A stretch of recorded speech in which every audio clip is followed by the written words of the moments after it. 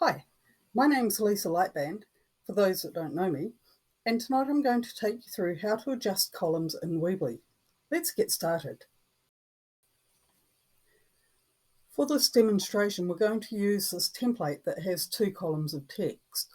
As you can see, the words are sitting over the image, and we'd like to clear it up a little bit and make it a little bit easier to read the text and view the image. One little trick is to grab the spacer and put it on the right hand side of the text. When we drop it in there, you'll see that it moves the text slightly.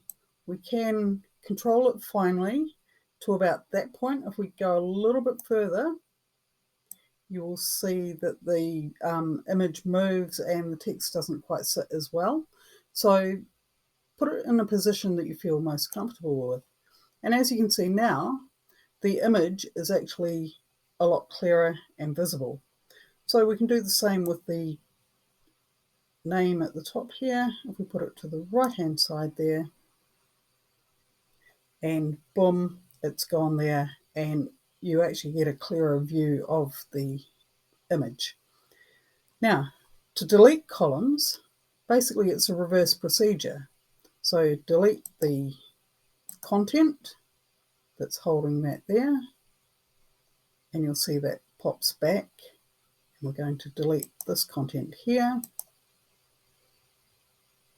and the words will pop back to how they were. We've got a column here and we want to get rid of the second column.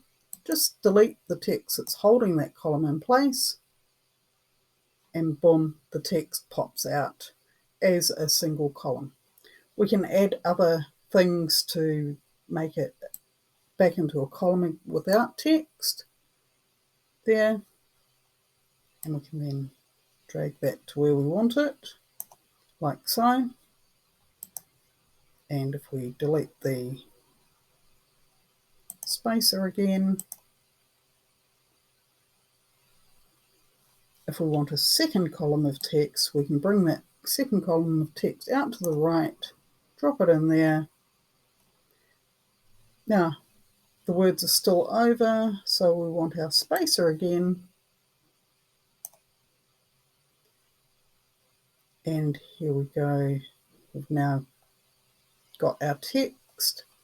We've got 3 columns now, and you can actually keep creating as many columns as you need to move that text to where you want it to be.